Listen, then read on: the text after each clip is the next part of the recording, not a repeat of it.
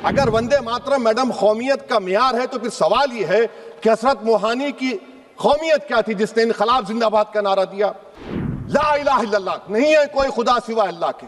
और कुरान में अल्लाह क्या बोल रहा? इय्याका नाबुदु इय्याका नस्तईन, तुम मेरी इबादत करो मुझे मानो। आप गाते हैं, हम नहीं गा सकते हैं, इसकी एक वजह है। आप ये चाहेंगे कि हम भी गाएं, मुमकिन ही नहीं है। वंदे मातरम सिर्फ अतीत की ललकार नहीं, ये वर्तमान की जिम्मेदारी है। यही समय है कि हम वंदे मातरम को सिर्फ नारा नहीं, नीति और जिम्मेदारी बनाए। बहुत बहुत शुक्रिया आपका कि आपने एक अहम मौजू पर मुझे बोलने का मौका इनायत फरमाया। और बड़े अफसोस की बात है कि बड़ी धूमधाम से हुकूमत की तरफ से इस बात को रखा गया, मगर 30 से ज़्यादा MP यहाँ पर मौजूद नहीं है। मैडम, पहले तो मैं वज़ीर आज़म की इस बात की मजम्मत करता हूँ और उनको बताना चाहूँगा कि जिना के बारे में उन्होंने जो कहा था, हम तो जिना के सख्त मुखालिफ है, इसलिए भारत को अपना वतन माने। मगर 42 में आपके प्यारे वीर और जिना की पार्टी ने नॉर्थ वेस्ट फ्रंटियर, सिंध और बंगाल में मिलकर हुकूमत चलाई और उस हुकूमत ने 1.5 लाख हिंदू और मुसलमानों को अंग्रेजों की फौज में शामिल कराया ताकि वो लड़े। तो किसी शायर ने अच्छा कहा था वजीर आजम के बारे में कि फरेब देकर जमाने को पारसा ना बनिए, इन्हें कहो कि वो बंदा बने खुदा ना बने, अमीर शहर यही चाहता या हजरत कि हमारी चीख गले में रहे सदा ना बने। दूसरी बात मैडम, हमारे वजीर दिफा जनाब राजनाथ सिंह साहब ने बड़ा ही अजीब व गरीब और तकलीफ दे बात कही उम्मुल मोमिनीन के बारे में और उम्मुल किताब के बारे में। उम्मुल मोमिनीन उनको कहते हैं जो हमारे प्रॉफिट मोहम्मद सल्लल्लाहु अलैहि वसल्लम की वाइफ हैं। वो हम तमाम मुसलमानों की माँ, हम उनको तस्वुर करते हैं, मगर हम उनकी इबादत नहीं करते। हम अपनी माँ की इबादत नहीं करते। उम्मुल किताब कुरान है, हम कुरान की इबादत नहीं करते। कुरान अल्लाह का भिजा हुआ कलाम है। तो उसके बारे में भी शायर ने अच्छा कहा कि खबर नहीं जिन्हें अपने दीन व मजहब की, हमें वो दीन का मतलब सिखाने निकले हैं। अहम बात यह है कि मैडम, हमारे मुल्क का आइन का इस लफ्ज से आगाज होता है वी द पीपल। इसका आगाज भारत माता के नाम से नहीं होता है। हमारे संविधान का जो प्रियम्बल है वो क्या कहता है? Liberty of thought, expression, belief, faith and worship. अगर दस्तूर का ये पहला सफा ये बात करता है तो फिर कैसे किसी शहरी को किसी खुदा, देवी, देवता की इबादत करने पर या सजदा करने पर मजबूर किया जा सकता है? आप ही की पार्टी से आज की जो बातें हुई है इसी का बोल रही हैं। हमारे कॉन्स्टिट्यूंट असेंबली में मैडम एक मोहतरमा थी रोहिणी कुमार चौधरी ने एक तजवीज़ दी थी कि प्रियम्बल में किसी देवी के नाम से शुरू हो। उन्होंने खास तौर से वंदे मातरम का जिक्र किया, मगर उसको कबूल नहीं किया गया। फिर KV कामत साहब ने एक तजवीज़ दी कि इट्स सिटीजन्स को बदलकर हर सिटीजन्स किया जाए और खुदा के नाम से शुरू किया जाए, वो तरमीम को मुस्तरद कर दिया गया। हमारे संविधान का उसूल यह है कि भारत क्या है, उसकी अवाम है, अवामी कानून की मुसन्निफ है, अवाम की मर्जी से सबसे बालातर है, अवामी हाकिम है। मुल्क किसी खुदा, देवी, देवता, मजहबी इलामत के नाम से नहीं चलता, ना मुल्क किसी एक मजहब की मिल्कियत है। इसीलिए बाबा साहब अम्बेडकर ने क्या कहा था? उन्होंने मदर इंडिया के नजरिए को मुस्तरद किया। बाबा साहब ने एक नई इस्तिलाह वजह कर दी और कहा कि भैक्षित भारत, ये बाबा साहब अम्बेडकर ने कहा। अब मैडम, अगर मजहबी आजादी इस आइन का बुनियादी उसूल है तो सवाल ये पैदा होता है कि उस वक्त हमारे जो कॉन्स्टिट्यूंट असेंबली के प्रेसिडेंट थे जनाब राजेंद्र प्रसाद साहब ने किस बुनियाद पर वंदे मातरम को कौमी तराना करार दिया? ना तो कोई सेक्यूर रेजोल्यूशन है इसके बारे में। मैडम, मैं आपको बताना चाहूंगा कि जुडिशरी क्या कहती है। बीजू इमैनुअल केस है 1986 का, जिसमें जिहोवा विटनेस ने कहा कि मैं नेशनल एंथम के वक्त खड़े रहूंगी, पढ़ूंगी नहीं। सुप्रीम कोर्ट ने कहा कि उसने कोई गुनाह नहीं किया। वहीं एक 2017 का केस है अश्विनी उपाध्याय का केस सुप्रीम कोर्ट का, उन्हें कहा गाइडलाइंस दिए जाएं वंदे मातरम पर, सुप्रीम कोर्ट ने नहीं कह दिया। फिर आप आ जाइए madam, prevention of insult act national 1971, इसमें नेशनल सॉन्ग नहीं है, सिर्फ नेशनल एम्बलम और आपका नेशनल एंथम है। फिर आप आ जाइए 40th अमेंडमेंट आर्टिकल 51 है, 76 में पास हुआ, उसमें भी इसका कोई जिक्र नहीं है। मैडम, मैं आपके सामने बताना चाहूंगा कि हमारा भारत एक इसका मजमुआ क्या है। इसमें हिंदू है, मुसलमान है, सिख है, ईसाई है, जैन है, एथिस्ट है, मेहनतकश है, किसान, गरीब, मजलूम और दलित है। मगर अगर जो तकारीर आज हमने यहाँ पर सुनी और बाहर जो सुनते हैं, अगर भारत को देवी कहने और उसके आगे सजदा करने तो दरअसल कौम परस्ती को, वतन से मोहब्बत को मजहब में तब्दील कर रहे, और फिर यहां पर बोल रहे कि अगर भारत में रहना है तो वंदे मातरम गाना पड़ेगा। भाई ये तो संविधान के खिलाफ है, सुप्रीम कोर्ट के जजमेंट के खिलाफ है। अगर वंदे मातरम मैडम कौमियत का मियार है तो फिर सवाल ये है कि हजरत मोहानी की कौमियत क्या थी जिसने इनकलाब जिंदाबाद का नारा दिया? अगर यूसुफ मेहरली ने quit India Simon go back का नारा दिया तो उसकी कौमियत क्या थी? अगर हैदराबाद से मौलवी अलाउद्दीन जो मक्का मस्जिद का पहला मुजरिम है काला पानी में, और तूरेबाज खान जो मारकर लाश को लटका दिया गया था हैदराबाद में 8 दिन तक, उसकी कौमियत क्या थी? अगर इनायतुल्लाह काफी जो जिहाद का फतवा अंग्रेजों के खिलाफ दिया मुरादाबाद में, जब उनको 2 दिन में फांसी की सजा दी गई, और जब फांसी की सजा के वो जा रहे हैं तो इनायतुल्लाह मौलाना काफी की जबान पर क्या था? वो रसूलुल्लाह हमारे प्रॉफिट की नात पढ़ रहे थे। क्या पढ़ रहे थे? कोई गुल बाकी रहेगा ना चमन रह जाएगा, पर रसूलुल्लाह का दीन हसन रह जाएगा। तो उनकी कौमियत क्या थी? माल्टा की जेल में महमूदुल हसन, हुसैन अहमद मदनी 6 महीने माल्टा की जेल की ग्राउंड में पड़े रहे, उनकी कौमियत क्या थी? अल्लामा फजल खैराबादी का वो सेल काला पानी का पुकार कर से पूछ रहा है, जो वहीं पर मर गए, खबर वहां पर है, बताओ मेरी कौमियत क्या थी? मैडम मैं एक मुसलमान हूं, मैं इस्लाम को मानने वाला बावकार इंसान हूं, और मेरे मजहब की बुनियादी तालीम तौहीद है, ला इलाहा इल्लल्लाह, नहीं है कोई खुदा सिवा अल्लाह के। और कुरान में अल्लाह क्या बोल रहा? इय्याका नाबुदु इय्याका नस्तईन, तुम मेरी इबादत करो, मुझे मानो। मुझे कहां से मिल रहा? आर्टिकल 25 से मिल रहा है। मुझे कहां से मिल रहा है? Liberty of thought, expression, belief, faith and worship से मिल रहा है। तो इसको जोड़ना ये बहुत ही खतरनाक होगा। और हमारे प्रॉफेट मोहम्मद सल्लल्लाहु अलैहि वसल्लम जब मदीने को गए तो उन्होंने उस वतन के लिए दुआ की, कहा कि अल्लाह मदीने की मोहब्बत हमारे दिलों में और इजाफा कर दे, मक्के से ज्यादा कर दे। तो ये इस्लाम, मुसलमान होना, हमारे ईमान में मुल्क की मोहब्बत बीच में नहीं आती, और मुल्क से मोहब्बत है और रहेगी हमेशा, क्योंकि ये अजीम कुर्बानियां यहां पर शामिल है जिन्होंने जंग आजादी में हिस्सा नहीं लिया। आज अगर वो वतन की मोहब्बत का दर्ज देंगे तो बड़ा गलत होगा। मैडम मैं आपके सामने एक चीज पढ़ूंगा। 1937 रविंद्रनाथ टैगोर ने लेटर लिखा सुभाष चंद्र बोस को, मैं सिर्फ किसी ने नहीं पढ़ा ये। क्या कहा टैगोर साहब ने? But parliament is a place of union for all religious groups and there the song cannot be appropriate. When Bengali Muslims show sign of stubborn fanatism, we regard it intolerable. When we too copy them and make unreasonable demands, it will be self-defeating. ये मैं इसको ले करूंगा madam, आप देख लीजिए। फिर दूसरी तरफ मैडम आप आ जाइए, मैं यहाँ पर बैठकर, हाँ जितने तकारीर यहाँ पर हुए सब जनगण मन पर तनकीद किए, तो मैडम मुझे ये कहना पड़ेगा कि जनगण मन पर आप लोग इतनी तकलीफ क्यों उठा रहे हैं? आखिर इतनी तकलीफ क्यों है? तो मैं जब जाकर देखा तो मुझे 28 दिसंबर का ऑर्गेनाइजर मैगजीन का आर्टिकल मिला, जिसमें ऑर्गेनाइजर लिखता है कि what is the moral sanction behind government choice of Janagana Mana except that it can be made an item of entertainment at the sumptuous parties thrown by government officials. आप बताइए इसका बोलेंगे आप? और फिर उसके काइंड कैसा करते हैं? It will mean we can not love our motherhood. Madam please, it will mean that Vande Mataram is buried alive with the word Jangan Mana on the tombstone, for the tomb will also be of Jangan Mana of the will of the people. इस पर आप क्या बोलेंगे? Madam मैं आपको ये बताना चाह रहा हूं कि वतन की मोहब्बत हमारे लिए बहुत अहम है, मगर ये बताइए हमको कि अभी मैडम यहाँ पर आनंद मठ के बारे में बहुत कुछ कहा गया। मैं सिर्फ 2 मिसालें आपको देता हूं। आनंद मठ के पेज नंबर 70 और 80 को पढ़ लीजिए। इसके बाद सनातन जहां मुसलमानों के घर पाते थे इन्हें आग लगा देते थे। आप पेज नंबर 98 पढ़िए, हमें सिर्फ इन मुसलमानों को जड़ से खत्म करना है क्योंकि खुदा के दुश्मन बन चुके हैं। फिर आप पेज नंबर 115-16 दीजिए, फिर मुख्तलिफ इलाकों में मुसलमानों को सदा देने के लिए भेजे जाते, जहां मुसलमान आबादी नजर आती जला दिया जाता। फिर आप देख लीजिए मैडम सफे नंबर 120 पेज 120, बंकिम लिखते हैं कि सनातियों को मालूम नहीं था कि अंग्रेज हिंदुस्तान को निजात दिलाने वाले हैं। ये आप क्यों कर रहे हैं? अब आप मैडम मैं आपको पेपर्स दे कर दूंगा। मैडम भारत में हमारी आजादी इसलिए आई और बरकरार रही कि हमने मुल्क और मजहब को एक चीज नहीं बनाया। हमने ऐलान किया कि हमारी मुल्क मुख्तलिफ तबकात मज़ाहिब पर मुश्तमिल है, हमारे मुश्तरका तकदीर हमारी कौमियत का सरचश्मा है, यह खास जबान सखावत मजहब नहीं है।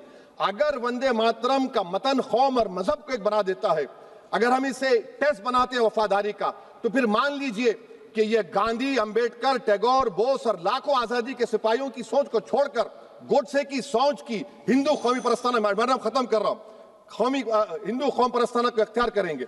मुझे वतन से बेइंतहा मोहब्बत है मैडम, और इंशाल्लाह हमेशा रहेगी, मगर बावजूद इसके कि मेरी मस्जिद, मेरी इबादतगाह, मेरे कपड़े, मेरे कारोबार पर हमले होते, मगर मैं फिर भी कहता हूं कि वतन मेरा है, वतन को हम छोड़कर नहीं जाएंगे। मगर हुब्बुल वतनी का क्या मुतालबा है? हुब्बुल वतनी ये कहता है कि वतन से मोहब्बत है तो जुल्म को खत्म करो, गरीबी को खत्म करो, बेरोजगारी को खत्म करो, जबर का खात्मा करो, अमन का गहवारा बनाओ, पाकिस्तान की दहशतगर्दी को खत्म करो, एक्सप्लॉयटेशन को रोको, शरारत को रोको, मुल्क के खिलाफ की जाने वाली साजिश खत्म करो। मैडम, भारत एक चमन है जहां पर हर फूल को खिलना चाहिए, और अगर कोई इस फूल के अगर पूरे फूल खिलेंगे तो उसकी खुशबू से ये वतन मौतर होगा। मगर अगर इस चमन का माली ये कहेगा कि एक ही फूल खिलेगा, तो मैं जिम्मेदारी के साथ कह रहा हूं, अगर एक ही फूल खिलेगा तो वो सहरा बन जाएगा और माली माली नहीं रहेगा, वो जल्लाद कहलाएगा। तो इसीलिए मैडम, हम उम्मीद करते हैं कि हुकूमत इस पर जोर जबर ना करे। मेरा राइट है, यकीनन मैं जानता हूं कि आजादी के लड़ाई में वंदे मातरम का नारा था, मगर अगर आप इसको जबर करेंगे तो ये संविधान के खिलाफ है। वफादारी का सर्टिफिकेट हमसे मत लीजिए मैडम, खत्म कर रहा हूं। वफादारी का सर्टिफिकेट हमसे मत लीजिए। आपके बुजुर्गों के कोई एक किताब में लिख के क्या लिखा है बता दीजिए, कहां पर क्या लिखा हुआ है।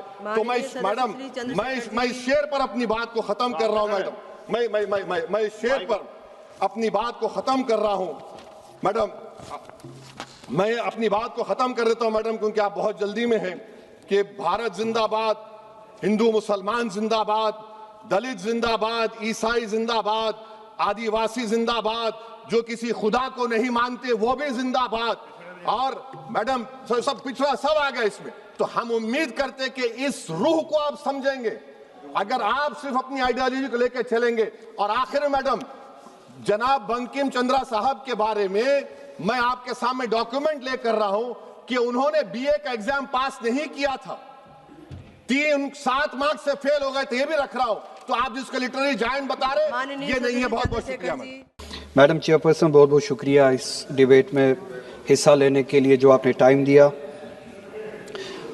नेशनल सॉन्ग वंदे मातरम पे डिस्कशन हो रहा है सुबह से, और मैं ये समझता हूँ कि इस मुल्क में इस नेशनल सॉन्ग के साथ किसी का ना एतराज़ है, ना कोई दो राय है। एहतराम है हर किसी का इस सॉन्ग को लेके, मगर मसला सिर्फ तब पेश आता है जब जो तकरीरें सुबह से इस तरफ से हुई, बीजेपी की तरफ से और लाइक माइंडेड जो इनकी पार्टीज़ है, जब ये कहा गया कि हिंदुस्तान में रहना है तो वंदे मातरम गाना है। ये कहा गया कि आप तभी इस मुल्क के बाशिंदे हो जब आप ये गाना गाओगे। एतराज़ तब शुरू होता है। आप वंदे मातरम को नेशनल सॉन्ग मानते हैं, हम सब मानते हैं, आप गाते हैं, हम नहीं गा सकते हैं। इसकी एक वजह है, और उस वजह की आज़ादी हमें इस मुल्क के आईन ने ही दी है। कभी कभार कुछ मामलों में दो चीज़ों के दरमियान क्लैश होता है, एक नेशनल कॉन्सेप्ट और आपकी रिलीजियस फेथ, और ये यूनिवर्सल है, इटर्नल फैक्ट है, चाहे किसी भी मजहब से कोई भी वाबस्ता हो, मुसलमान हो, हिंदू हो, सिख हो, वो इटर्नल आइडेंटिटी अपने मजहबी अकीदों को मानता है, वो प्रायोरिटी अपने मजहबी अकीदों को देता है। मैं एक छोटी सी एग्जांपल दूंगा। इस मुल्क में सिटीजनशिप छोड़ने की तादाद लाखों में है पिछले कुछ सालों से, उसमें मेजॉरिटी हिंदू धर्म से वाबस्ता लोग हैं जिन्होंने दूसरे मुल्कों में सिटीजनशिप ली और इस मुल्क की सिटीजनशिप को वॉलंटियरली छोड़ा। मगर जब उन्होंने अपनी इस टेम्परेरी आइडेंटिटी को तब्दील किया, नेशनैलिटी को तब्दील किया, क्या उन्होंने अपनी रिलीजियस आइडेंटिटी को तब्दील किया? क्या वो हिंदू से किसी और मजहब में तब्दील हुए? नहीं, उन्होंने तब टेम्परेरी आइडेंटिटी को तब्दील किया, मगर इटर्नल आइडेंटिटी को उन्होंने थामे रखा, क्योंकि वो उनके लिए इटर्नल आइडेंटिटी है। मजहब, धर्म इटर्नल आइडेंटिटी है, इटर्नल बिलीफ है। हम कल सब चले जाएंगे इस दुनिया से, पासपोर्ट, आधार कार्ड यहीं पे छोड़ के चले जाएंगे। ये जब चले जाएंगे अपने साथ अपने धार्मिक काम जो काम किए हैं वो साथ में ले जाएंगे। पासपोर्ट और आधार कार्ड, नेशनैलिटी अपने साथ नहीं लेंगे। जब मैं इस दुनिया से चला जाऊंगा, पासपोर्ट, आधार कार्ड, ये टेम्परेरी आइडेंटिटी यहीं पे रह जाएगी। मेरी इटर्नल आइडेंटिटी मेरी मजहबी आइडेंटिटी, मेरे मजहब के अकायद मेरे साथ चलेंगे जिस तरह इनके साथ चले जाएंगे, वो इटर्नल आइडेंटिटी है। और जब ये क्लैश सामने आता है तब हमें कॉन्स्टिट्यूशन ही ये आजादी देता है कि आपकी रिलीजियस फंडामेंटल जो फ्रीडम है, आप उस रिलीजियस फ्रीडम को इस मुल्क में कॉन्स्टिट्यूशन के हवाले से उस रिलीजियस फ्रीडम को एक्सरसाइज कर सकते हैं। और वंदे मातरम का जब मसला पेश आता है, जब यह कहा जाता है कि आपको यह जबरदस्ती गाना पड़ेगा, हम तब यह कहते हैं कि आप गाए, हम एहतराम देते हैं। नेशनल सॉन्ग है, हम उसका भी एहतराम करते हैं, उसमें दो राय नहीं है। आप गाए, हम एहतराम के लिए खड़े हो जाएंगे, मगर आप ये चाहेंगे कि हम भी गाए, मुमकिन ही नहीं है, हो ही नहीं सकता है। आप चाहेंगे, अब सब्र करो। सुबह से इतने लोग बोलते आ रहे हैं प्लीज चेयर को एड्रेस करें आप, तो जवाब सुनने का भी मादा रखा करो। आप गाइए, आप बोलिए नेशनल सॉन्ग है, कोई दो राय उसमें नहीं है, मगर हम पे थोपिए मत। कॉन्स्टिट्यूशन इस चीज की हमें आजादी देता है। और आप खुद कहते हैं कि वंदे मातरम गाने की ईजाद ही आजादी के लिए हुआ, बेशक हो। आजादी किस चीज के लिए? आजादी इस चीज के लिए, हिंदू के हिंदू होने की आजादी, और इसी तरह से मुसलमान के मुसलमान होने की आजादी, सिख के सिख होने की आजादी। और वो आजादी आप मुझसे छीन नहीं सकते हैं, किसी भी नाम पे नहीं छीन सकते, किसी भी दबाव में नहीं छीन सकते, किसी भी सिख से उसके मजहब की आजादी नहीं छीन सकते, किसी भी हिंदू से उसकी मजहब की आजादी नहीं छीन सकते, और किसी भी मुसलमान से उसके मुसलमान होने की आजादी नहीं छीन सकते। कोई भी दबाव मुझे मजबूर नहीं कर सकता है। आप गाइए और हमें वो आजादी दे दीजिए। ये मजहबी आजादी मुझे आपसे दूर नहीं करता। वही मजहब जो मुझे ये कहता है कि लकुम दीनकुम वलिय दीन, आपके लिए आपका दीन, मेरे लिए मेरा दीन, जिसको कॉन्स्टिट्यूशन ने आजादी दी ये कह के कि फंडामेंटल राइट है रिलीजियस फ्रीडम। हमारा कॉन्स्टिट्यूशन हमारे कुरान की उसी आयत की तर्जुमानी करता है। 2 मिनट दे दीजिए मैडम। तर्जुमानी करता है कि आप अपने दीन पे चलिए, हमें अपने दीन पे अमल करने की आजादी दे दीजिए। आप ही की तरफ बात जबरदस्ती की है, बात किसी और चीज की नहीं है। और ये डिबेट, मुझे पता है ज्यादा वक्त नहीं मिलेगा, बस 1 मिनट में मैं पूरा कर रहा हूं। और ये डिबेट सिर्फ और सिर्फ इसलिए हो रहा है कि जब हिंदुस्तान का हिंदू हो, मुसलमान हो, सिख हो, इनसे पीने के लिए साफ पानी मांगे, सांस लेने के लिए साफ हवा मांगे, रोजगार मांगे, जब इनसे महंगाई के खिलाफ, महंगाई के बारे में जवाब मांगे, जब इनसे रोजगार मांगे, तब ये सिर्फ ये बोल सके कि रोजगार के बारे में बात मत करो। वो देखो मुसलमान, हमने उसको मजबूर किया वंदे मातरम गाने के लिए। वो देखो मुसलमान, हमने उसकी मजहबी आजादी को खत्म किया। इस आड़ में, मुसलमान को दबाने की आड़ में आप अपनी नालायकी छुपाना चाहते हो और इस मुल्क में राज करना चाहते हो, उसकी कुर्बानी बनाना चाहते हो मुसलमान को। और मुसलमान इस बेगैरती का कुर्बान कभी होगा नहीं। हमने इस मुल्क की आजादी के लिए भी खून दिया है और इस मुल्क में आजादी को बचाने के लिए भी अगर खून देना पड़े हम देंगे। आज हमारे राष्ट्रगीत के 150 वर्ष पूरे होने पर हो रही महत्वपूर्ण चर्चा में गर्व के साथ एक भारतीय होने के नाते मैं अपने विचार रखना चाहती हूँ। सदन में इतिहास को तोड़ मरोड़ कर पेश करके फिर से मुस्लिम तुष्टीकरण के नाम पर भारतीय मुसलमानों को कटघरे में खड़े करने की कोशिश की जा रही है। लेकिन मैं सदन में बताना चाहूँगी कि हम भारतीय मुसलमान जिन्ना के आह्वान को ठुकराकर अपने इस प्यारे वतन की मिट्टी के साथ मजबूती से जुड़े रहे।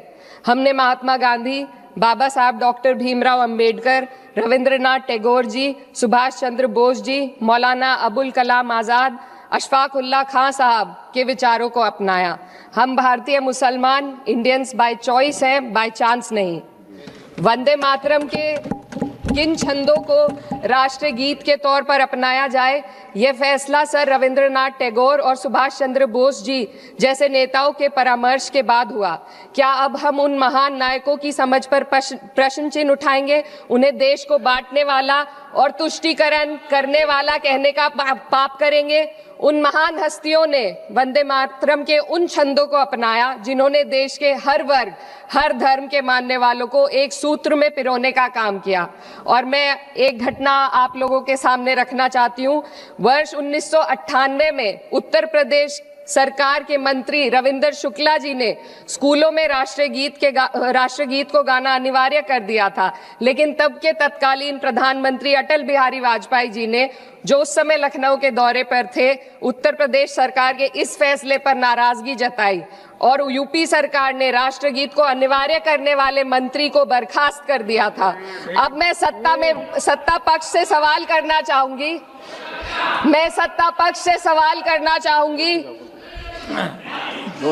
बोलने दीजिए।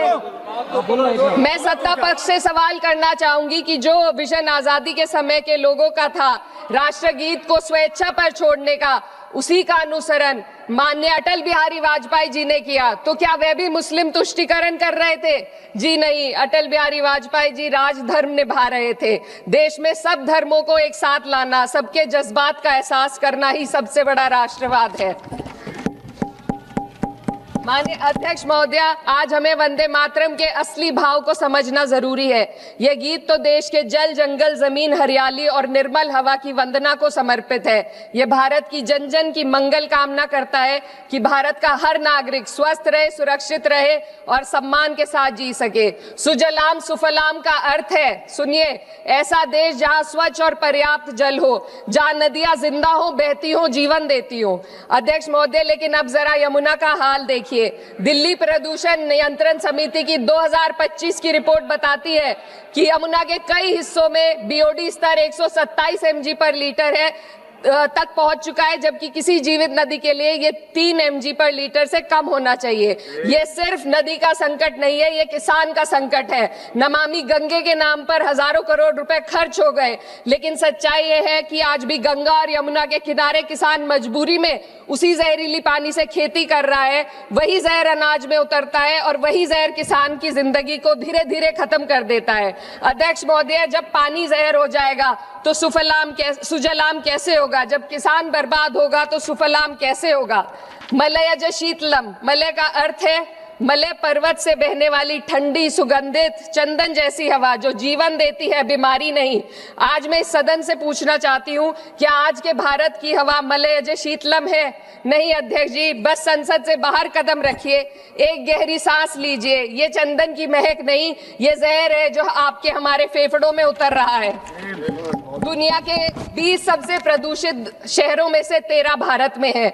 दिल्ली की हवा में सांस लेना मानो रोज 20 सिगरेट पीने जैसा हो।